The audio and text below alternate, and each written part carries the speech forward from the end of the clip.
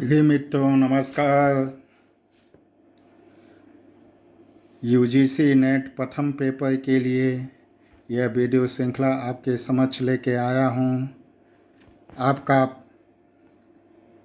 UGC net का paper अगस्त माह में 12, 13, 14 अगस्त को होने वाला है। उसको देखते हुए हम आपके बीच प्रथम प्रश्न पत्र का 60 प्रश्न आपके सामने लेकर आया हूँ, जो इस वीडियो श्रृंखला में 1 से लेकर 20 प्रश्न तक का प्रश्न आपके सामने सॉल्व करवाया जाएगा। शेष प्रश्न दूसरे तीसरे वीडियो में पूरा कर दिए जाएंगे। आइए हम लोग इस प्रश्न पत्र के बारे में जानें। प्रिय बंधुओं, आपके प्रश्न पत्र में कुल 60 प्रश्न होते हैं, जिनमें 50 प्रश्न के उत्तर देने होते हैं और यह 50 प्रश्न प्रत्येक प्रश्न 2 अंक के होते हैं, जो कुल 100 अंक के यह प्रश्न पत्र होते हैं। इस वीडियो श्रृंखला का प्रथम प्रश्न पत्र हम आपके सामने प्रस्तुत कर रहे हैं। आइए इस प्रश्न पत्र का पहला प्रश्न आपके सम्मुख स्क्रीन पर दे रहा है और प्रश्न है, निम्नलिखित अनुच्छेद को सावधानी पूर्वक पढ़िए और 1 से 5 तक के प्रश्नों का उत्तर दीजिए। यह एक आपके बीच गद्यांश है। इस गद्यांश को पढ़ने के बाद हम 5 प्रश्नों के उत्तर दे पाएंगे। आइए हम लोग इस गद्यांश को पढ़ें और समझें और समझकर दिए गए प्रश्नों का सटीक उत्तर लगाने का प्रयास करें। आइए इस वीडियो श्रृंखला का पहले प्रश्न का यह गद्यांश है और गद्यांश पर हम लोग ठीक से पढ़ें, क्योंकि अगर गद्यांश समझ में नहीं आया तब हम प्रश्न को सटीक सॉल्व नहीं कर पाएंगे। इसलिए यह प्रश्न सॉल्व करने के लिए हम लोग सर्वप्रथम इस गद्यांश को ठीक से पढ़ लें। आइए गद्यांश में क्या बोल रहा है। हाल ही में मैंने वही काम किया जहां आपको एक बड़े कार्ड पर हस्ताक्षर करने होते हैं और यह काम अपने आप में एक संन्यास है, विशेषकर जबकि उस बड़े कार्ड का धारक मेरे ऊपर झुका हुआ है। मैं अचानक ऐसी स्थिति में था जैसे अग्रदीप में एक खरगोश या विनोदपूर्ण संवाद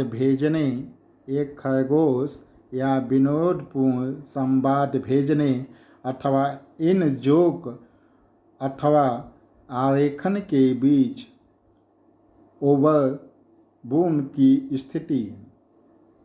इसके बजाय उपलब्ध अनेक विकल्पों में अभिभूत होकर मैंने यही लिखने का निर्णय किया।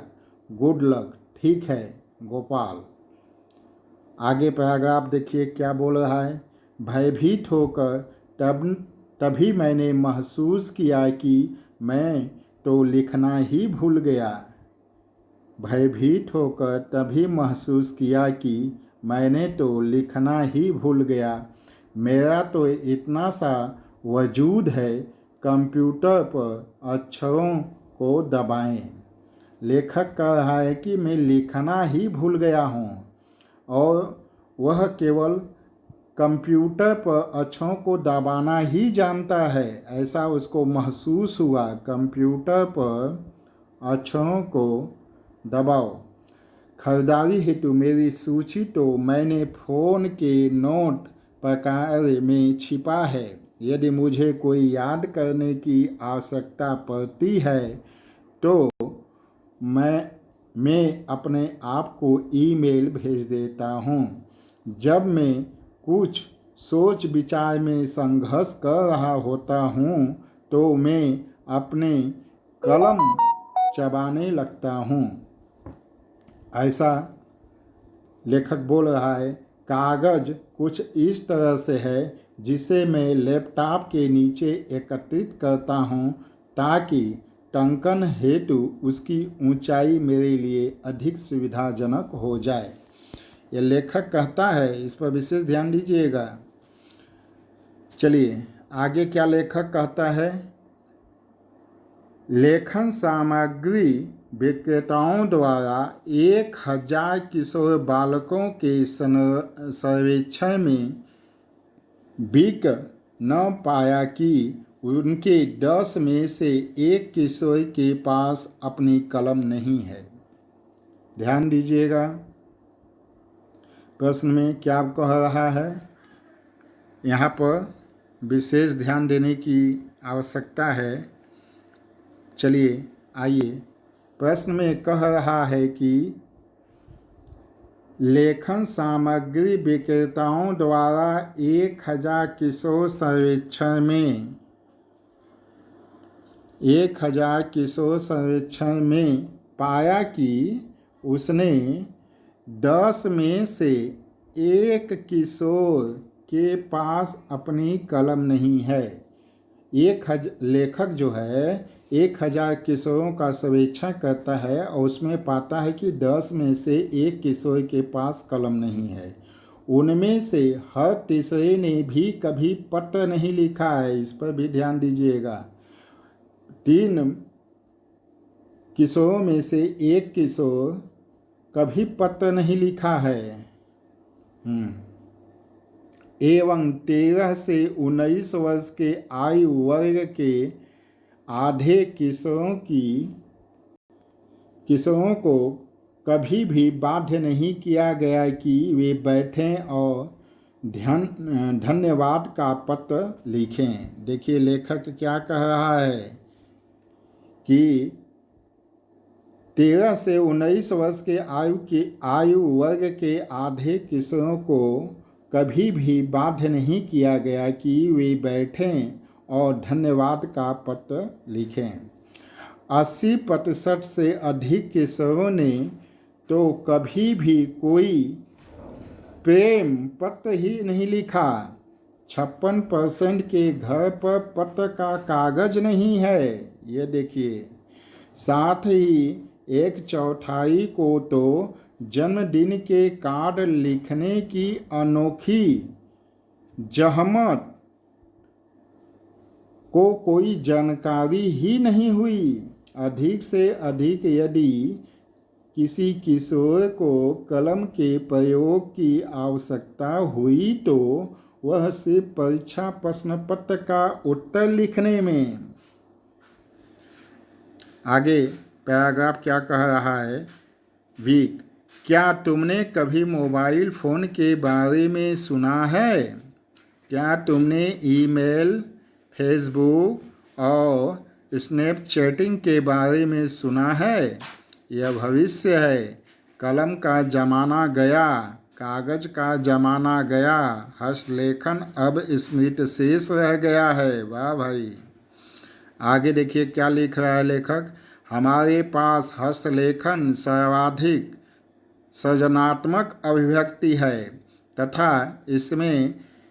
तथा इसे रेखाचित्र, स्केचिंग, चित्रकारी अथवा फोटोग्राफी जैसी कला के अन्य रूपों की तरह समान महत्व दिया जाना चाहिए। चलिए, आप लोग इस पैराग्राफ को ठीक से नहीं पढ़ रहे हैं तो एक बार पुनः इस पैराग्राफ को पढ़ने का प्रयास करिएगा और आगे हम लोग इस प्रश्न को सॉल्व करते हैं और देखते हैं कि प्रश्न में क्या पूछा गया है। प्रश्न नंबर 1 में पूछ रहा है, लेखक की मुख्य चिंता क्या थी? पहला विकल्प, किशोर कंप्यूटर का उपयोग करते हैं, किशोर हस्तलेखन की कला भूल गए हैं, किशोर संचार हेतु सामाजिक नेटवर्क का उपयोग करते हैं, किशोर मोबाइल फ़ोन का उपयोग करते हैं। देखिए, किशोर कंप्यूटर का उपयोग करते हैं, इस पर चिंता की बात नहीं है, वर्तमान की बातें हैं। किशोर संचार हेतु सामाजिक नेटवर्क का प्रयोग करते हैं, वर्तमान में यही सब लोग प्रयोग करते हैं। किशोर मोबाइल फ़ोन का उपयोग बहुत तेज़ी से कर रहे हैं, इसी के चलते किशोर हस्तलेखन की कला भूल गए हैं, जिस पर लेखक चिंता करता है। इसलिए इस प्रश्न का उत्तर 2 सही है। चलिए, इस वीडियो श्रृंखला का अगला प्रश्न हम लोग देखते हैं। एक बड़े कार्ड पर हस्ताक्षर करने की बात आई तो लेखक को अग्रदीप में किसी खरगोश जैसा अनुभव हुआ। इस पद का क्या अर्थ है? अग्रदीप में किसी खरगोश जैसा अनुभव हुआ। देखिए, हम लोग पैराग्राफ में खरगोश वाला चीज़ पढ़े थे ना। देखिए क्या था, एक खरगोश या विनोदपूर्ण भेजने अथवा इन जोक आलेखन के बीच उधेबुन की स्थिति। तो हम लोग क्या देखे बंधु? तो विकल्प में क्या क्या दिया है?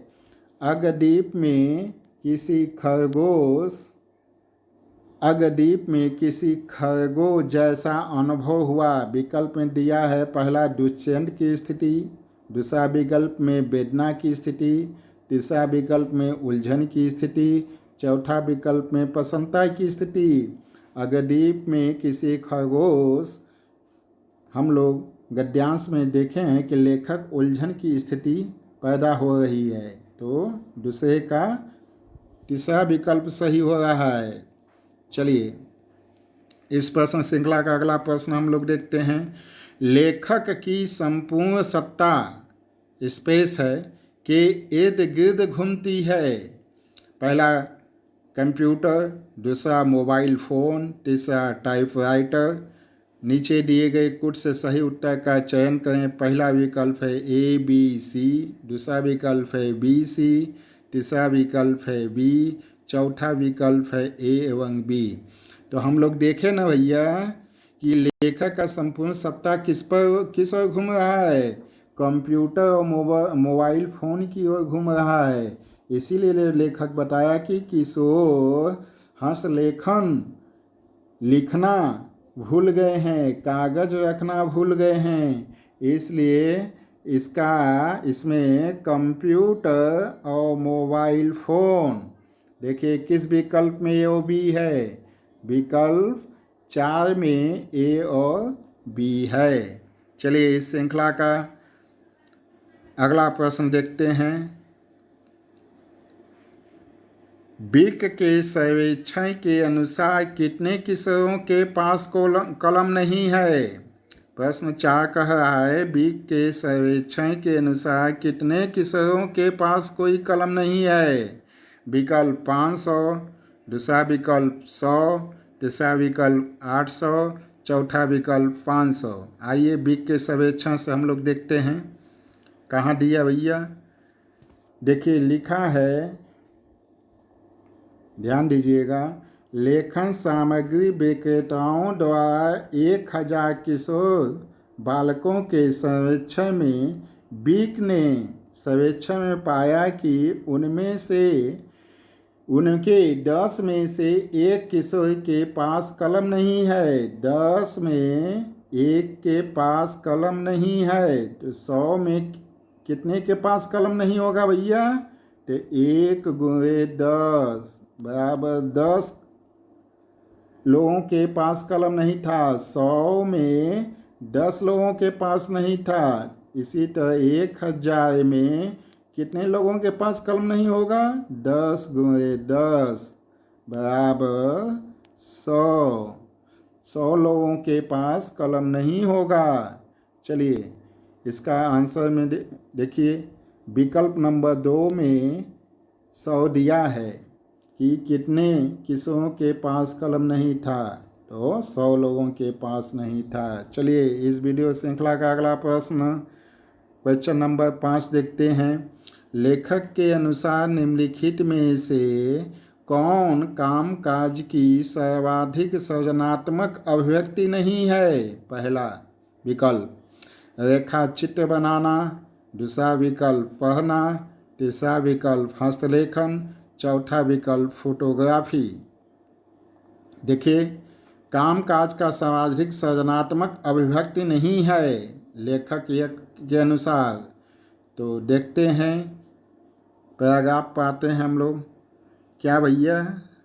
तो कह रहा है, यहाँ पर ध्यान दीजिएगा, नीचे हमारे पास हस्तलेखन सर्वाधिक सृजनात्मक अभिव्यक्ति है तथा इसे रेखा चित्र, स्केचिंग, चित्रकारी, फोटोग्राफी जैसी कला अन्य रूपों की तरह समान महत्व दिया जाना चाहिए।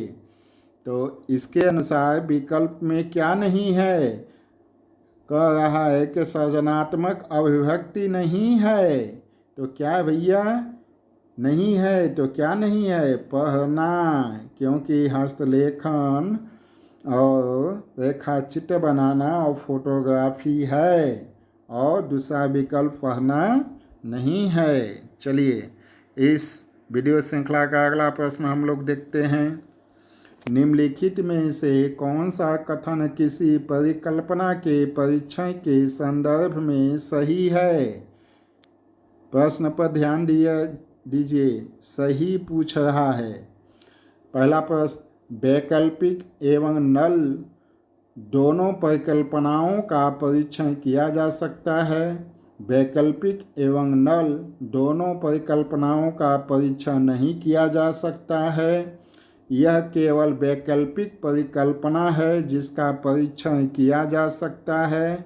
देखिए, जिसका परीक्षण किया जा सकता है यह दिया है। यह केवल नल परिकल्पना है जिसका परीक्षण किया जा सकता है। तो हमारी इस वीडियो श्रृंखला का छठवां प्रश्न का क्या आंसर होगा? देखिए, कह रहा है कथन किसी परिकल्पना के परीक्षण के संदर्भ में सही है। यह केवल नल परिकल्पना है जिसका परीक्षण किया जा सकता है। यह वैकल्पिक के लिए परीक्षण की कोई बात परिकल्पना में नहीं कही जाती है। चलिए इस वीडियो श्रृंखला का अगला प्रश्न देखते हैं हम लोग। निम्न में से किसके लिए शोध के आचार संबंधी मानकों के दिशा निर्देश शामिल नहीं होते हैं? प्रश्न पर ध्यान दीजिए। प्रश्न कहा है, निम्न में से किसके लिए शोध के आचार संबंधी मानकों के दिशा निर्देश शामिल नहीं होते हैं? पहला विकल्प पेटेंट नीति, ये तो शामिल होते हैं। डाटा शेयरिंग नीति, ये भी शामिल होते हैं। और तीसरा शोध प्रारूप, चौथा का है स्वत्वाधिकार का कॉपीराइट। तो इस प्रश्न का उत्तर कौन सा जाएगा? शोध प्रारूप। आचार संबंधी मानकों को दिशा निर्देश शामिल नहीं होते हैं और सब में होते हैं। चलिए इस प्रश्न श्रृंखला का अगला प्रश्न हम लोग देखते हैं। निम्नलिखित में से कौन कौन किसी सेमिनार की विशेषताएं हैं? प्रश्न क्या कह रहा है? निम्नलिखित में से कौन कौन किसी सेमिनार की विशेषताएं हैं? पहला, यह एक अकादमिक अनुदेशन का प्रकार है। दूसरा,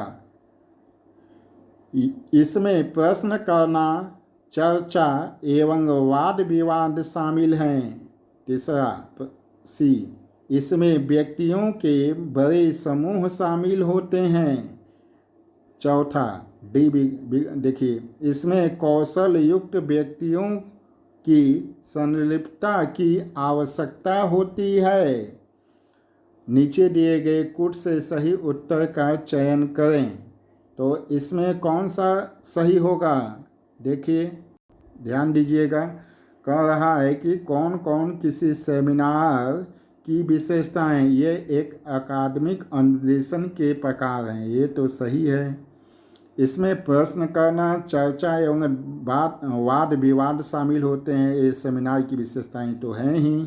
यह व्यक्तियों के बड़े समूह शामिल होते हैं।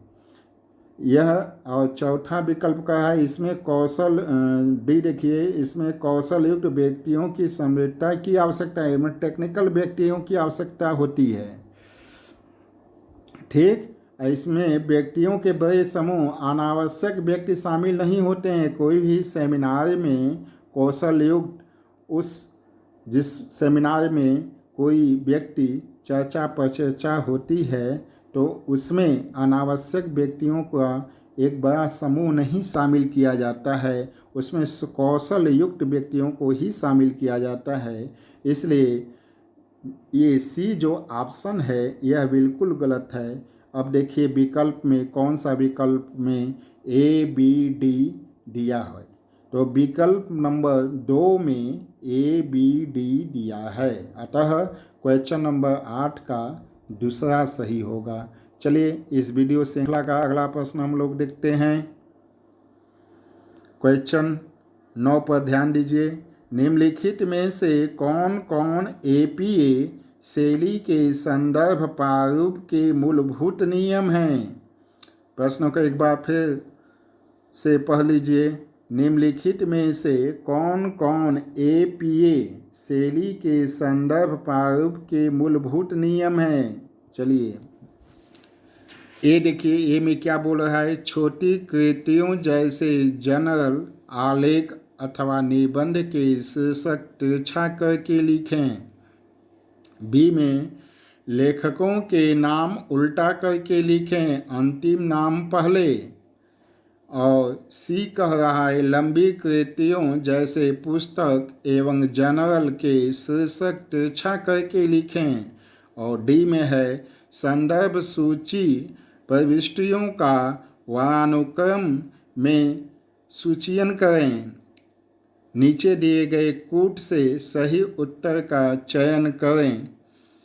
चलिए विकल्प ए है, विकल्प 1 है सी डी, विकल्प 2 में ए बी सी डी, विकल्प ए बी तीसरा विकल्प में ए बी और चौथे विकल्प में बी सी डी। तो हम क्या देखते हैं भैया, आइए क्वेश्चन पर एक बार ठीक से देख लिया जाता है। निम्नलिखित में से कौन सा एपीए शैली के संदर्भ प्रारूप के मूलभूत नियम हैं? छोटी कृतियों जैसे आलेख निबंध के शीर्षक तिरछा करके लिखें, ये तो गलत है। लेखक का नाम उल्टा करके लिखें, अंतिम नाम पहले हो, सही। लंबी कृतियों जैसे पुस्तक एवं जनरल के शीर्षक तिरछा करके लिखें, ये भी सही लिखा जाता है, एपीए शैली के संदर्भ में सही रहता है। संदर्भ सूची प्रविष्टियों का वर्णानुक्रम में सूचीयन करें, ये भी एपीए शैली के संदर्भ का प्रारूप है, इसलिए यह विकल्प बी सी डी चौथा विकल्प जाता है। चलिए इस वीडियो श्रृंखला का अगला प्रश्न क्वेश्चन नंबर 10 देखते हैं। शैक्षणिक संस्थानों में आने वाले छात्रों को जितनी बाधाएं आएंगी उतनी अधिक अपेक्षाएं, पहला विकल्प शिक्षक से होगी, दूसरा राज्य से होगी, तीसरा परिवार से होगी, चौथा समाज से होगी। प्रश्न है बोल रहा है कि शैक्षणिक संस्थानों में आने वाले छात्रों को जितनी बाधाएं आएंगी उतने अधिक अपेक्षाएं किसके समक्ष होंगी? शिक्षक से होंगी, राज्य से होंगी, परिवार से होंगी, समाज से होंगी।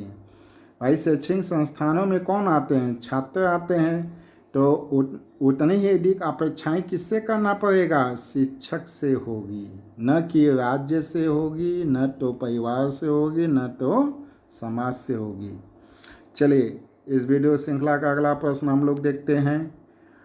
अच्छे शिक्षण के लिए क्या क्या अपेक्षित है? पहला ए है निदान, दूसरा उपचार, तीसरा निर्देश, डी प्रतिपुष्टि। नीचे दिए गए कूट से सही उत्तर का चयन करें। तो कौन सा उत्तर सही होगा भाई? अच्छे शिक्षण के लिए क्या क्या अपेक्षित होना चाहिए? देखिए, ए में निदान होना चाहिए। भाई अच्छे शिक्षा के लिए क्या क्या अपेक्षित होना चाहिए? निदान होनी चाहिए। अगर समस्या है तो निदान होनी चाहिए। निदान किससे होगा? तो उपचार से होगा। फिर निर्देश भी होना चाहिए और उसकी प्रतिपुष्टि फीडबैक भी मिलना चाहिए। तो इस प्रश्न का सटीक उत्तर क्या जाएगा? ए बी सी डी, मतलब विकल्प 3। चलिए इस वीडियो श्रृंखला का अगला प्रश्न, क्वेश्चन नंबर 12। शिक्षा के क्षेत्र में एक स्वतंत्र आयोग के अध्यक्ष के रूप में यूनेस्को को प्रस्तुत की गई जैकस डेलोस की रिपोर्ट का शीर्षक था। पहला विकल्प है लर्निंग द ट्रेजर विदिन, दूसरा विकल्प है world declaration on education for all, तीसरा विकल्प है international commission on education report और चौथा विकल्प है मिलेनियम डेवलपमेंट रिपोर्ट।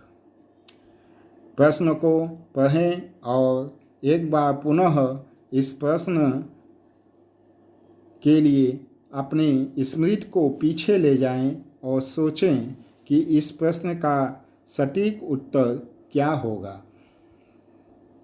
चलिए, प्रश्न में कह रहा है कि शिक्षा के क्षेत्र में एक स्वतंत्र आयोग के अध्यक्ष के रूप में यूनेस्को को प्रस्तुत की गई जैकस डेलोस की रिपोर्ट का शीर्षक क्या था? तो इसका शीर्षक लर्निंग द ट्रेजर विदिन था। पहला विकल्प सही है। चलिए इस वीडियो श्रृंखला का अगला प्रश्न देखते हैं हम लोग। निम्नलिखित में से कौन सा कथन सहभागी अनुसंधान के संदर्भ में सही नहीं है? प्रश्न पर ध्यान दीजिएगा, सही नहीं है पूछ रहा है। सहभागी अनुसंधान के संदर्भ में, चलिए विकल्प एक देखिए, यह जांच की एक सामूहिक प्रक्रिया है। दूसरा विकल्प, इसका एकमात्र उद्देश्य ज्ञान का उत्पादन है। और तीसरा विकल्प, यह ज्ञान को शक्ति के रूप में पहचानता है। और चौथा विकल्प, यह लोगों की विशेषज्ञ मानने पर जोर देता है। तो नहीं पूछ रहा है, इस पर ध्यान दीजिए और इसका सटीक उत्तर सोचिए कि सहभागी अनुसंधान में के संदर्भ में कौन सा नहीं सही है। चलिए, यह जांच की एक सामूहिक प्रक्रिया है, ये तो सही है। इसका एकमात्र उद्देश्य ज्ञान का उत्पादन है। एकमात्र उद्देश्य ज्ञान का उत्पादन तो नहीं होना चाहिए। यह ज्ञान को शक्ति के रूप में पहचानता है, बिल्कुल सही। यह लोगों को विशेषज्ञ मानने पर जोर देता है, बिल्कुल सही। तो क्वेश्चन पूछ रहा है कि सहभागी अनुसंधान के संदर्भ में सही नहीं है, तो कौन सा उत्तर होगा? विकल्प नंबर 2 इसका सटीक उत्तर होगा। चलिए मित्रों, इस पर प्रश्न श्रृंखला के अगले प्रश्न पर चलें। प्रश्न 14 हम लोगों के स्क्रीन पर है और इस प्रश्न को पढ़ें और सटीक उत्तर लगाने का प्रयास करें। चलिए प्रश्न को देखते हैं। निम्नलिखित में से कौन सा कथन बहुविकल्प प्रकार के प्रश्नों के संदर्भ में सही नहीं है? प्रिय बंधुओं, प्रश्न ठीक से पढ़ा करिए और सही है तो सही, सही नहीं है तो नहीं।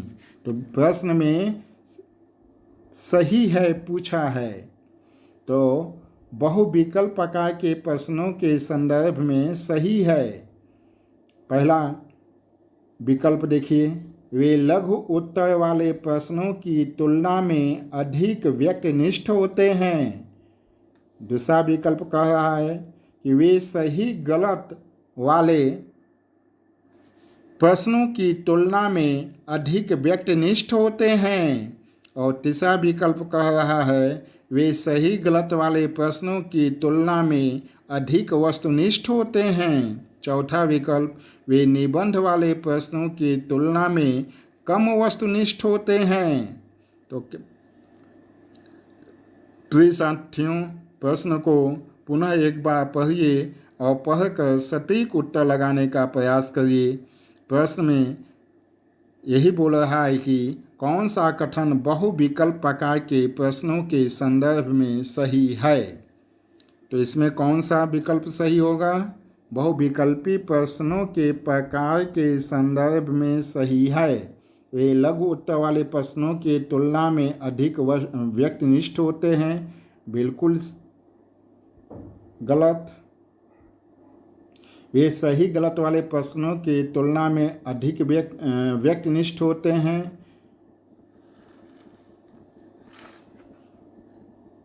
ये तो प्रश्न पर विचार करिएगा। चलिए तीसरा, वे सही गलत वाले प्रश्नों की तुलना में अधिक वस्तुनिष्ठ होते हैं। ये तो गलत है। अधिक वस्तुनिष्ठ होते हैं। वे सही गलत प्रश्नों की तुलना में अधिक वस्तुनिष्ठ होते हैं। ये इस पर विशेष सहमति बन रही है इस प्रश्न की श्रृंखला में। वे निबंध वाले प्रश्नों की तुलना में कम वस्तुनिष्ठ होते हैं। ये तो गलत है। हम 2 और 3 पर विचार करिए। वे सही प्रश्न विकल्प के 2, 3 वे सही गलत वाले प्रश्नों की तुलना में अधिक व्यक्तिनिष्ठ होते हैं। व्यक्तिनिष्ठ कह रहा है। वे सही गलत वाले प्रश्नों की तुलना में अधिक वस्तुनिष्ठ होते हैं।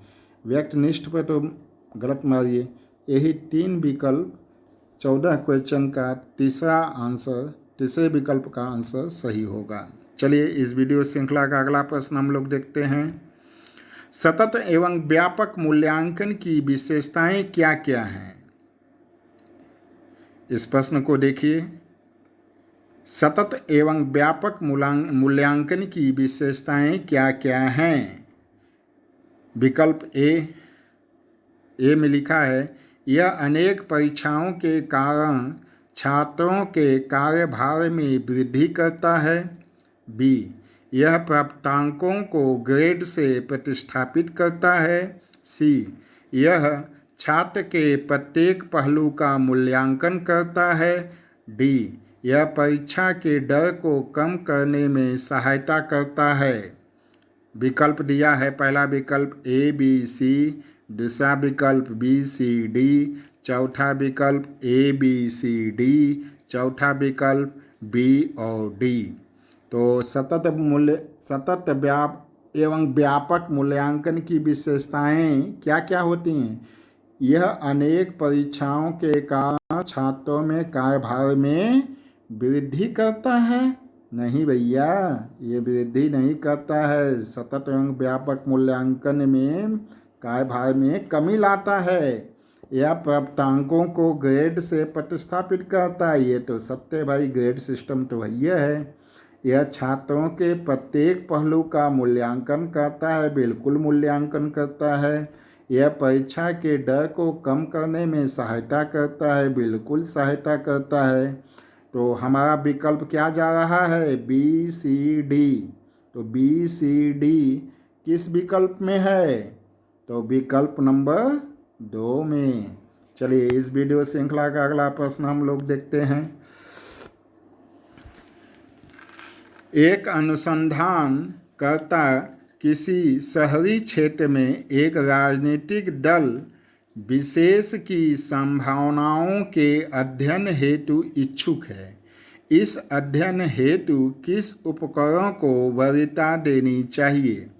पहला विकल्प प्रश्नावली, दूसरा विकल्प अनुसूची, तीसरा विकल्प निर्धारण मापनी, चौथा विकल्प साक्षात्कार। तो कौन सा उत्तर सही जाएगा? कह रहा है प्रश्न देखिए। एक अनुसंधानकर्ता किसी शहरी क्षेत्र में एक राजनीतिक दल विशेष की संभावनाओं के अध्ययन हेतु इच्छुक है। इस अध्ययन हेतु किस उपकरण की वरीयता देनी चाहिए? तो किसकी वरीयता देनी चाहिए? प्रश्न वाली को। चलिए इस वीडियो श्रृंखला का अगला प्रश्न हम लोग देखते हैं। प्रश्न नंबर 17, निम्नलिखित में से कौन कौन से गुण किसी शिक्षक की बड़ी ताकत को प्रदर्शित करता है? मतलब कि कौन से गुण शिक्षक के ताकत को प्रदर्शित करता है? आइए हम लोग देखें। ए में संस्थागत प्रबंधन में पूर्णकालिक सक्रिय संलिप्तता, उदाहरण प्रस्तुत करना, अवधारणाओं के परीक्षण के लिए तत्पर रहना, गलतियों को स्वीकार करना। नीचे दिए गए कूट से सही उत्तर का चयन करें। विकल्प 1 में है ACD, दूसरे विकल्प में है ABCD, तीसरे विकल्प में है ABD और चौथे विकल्प में है BCD। तो प्रश्न में क्या पूछ रहा था? निम्नलिखित में से कौन से गुण किसी शिक्षक की बड़ी ताकत को प्रदर्शित करते हैं? तो संस्थागत प्रबंधन में पूर्णकालिक सक्रिय संलिप्तता, यह कौन इनकी ताकत है भैया? ये तो ताकत है नहीं। उदाहरण प्रस्तुत करना, बिल्कुल एक शिक्षक की सबसे बड़ी ताकत है कि कोई तथ्य को पढ़ाते समय तुलनात्मक या ऐसा उदाहरण प्रस्तुत करें जिससे बच्चों के समझ में आ जाए। दूसरा है अवधारणाओं के परीक्षण के लिए तत्पर रहना, बिल्कुल कॉन्सेप्ट के लिए वो परीक्षण के लिए तत्पर रहें। गलतियों को स्वीकार करना, अगर उनसे कोई गलती भी हो जाती है तो शिक्षक की यह सबसे बड़ी गुणवत्ता होती है कि उस गलतियों को स्वीकार करके पुनः सुधारने का प्रयास किया जाए। अतः यह शिक्षक की यह ताकत में यह प्रश्न भी आएगा, गलतियों को स्वीकार करना। तो इसको देखते हुए कौन सा विकल्प जा रहा है भैया? BCD। देखिए किस विकल्प में है BCD? चौथे विकल्प में है। चलिए इस वीडियो श्रृंखला का अगला प्रश्न हम लोग देखते हैं। क्वेश्चन नंबर 18, P और Q भाई हैं, R और S बहन हैं, P का पुत्र यश का भाई है, तो Q R से कैसा संबंध है? भाई ध्यान दीजिएगा, P और Q भाई हैं, P और Q भाई हैं। देखिए P और Q भाई हैं, R और S बहन है, P का पुत्र यश का भाई है, P का पुत्र यश का P का पुत्र यश का भाई है, ये भाई है। Q R से कैसा संबंध होगा? Q और R से कैसा संबंध होगा? ये देखिए, ये इसका कैसा संबंध होगा? तो Q का R से, जब ये भाई बहन है, P का पुत्र यश का भाई है, इस P का पुत्र यश का भाई है, तो ये भाई बहन हो गए और यश, तो ये इसका इनसे क्या संबंध होगा? जब ये इनका ये दोनों भाई हैं तो ये इसका चाचा लगेगा ना। क्या लगेगा? चाचा। मतलब Q का R से किस प्रकार का संबंध हो रहा है? चाचा का। तो विकल्प में चाचा किस में है? विकल्प नंबर 1 में, चाचा। चलिए इस प्रश्न श्रृंखला का अगला प्रश्न हम देखते हैं। प्रत्येक प्रकार का संप्रेषण प्रभावित होता है।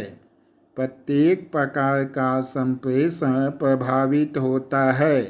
पहला विकल्प गैर विनियमन से, दूसरा विकल्प संदर्भ से, तीसरा विकल्प अभिग्रहण से, चौथा विकल्प संचरण से।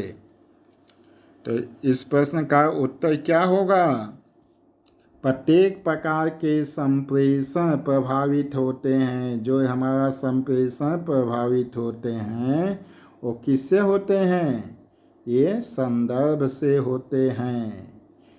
किस संदर्भ में संप्रेषण हो रहा है ये माने रखता है। चलिए इस वीडियो श्रृंखला का अंतिम प्रश्न हम लोग देखते हैं। Question number 20।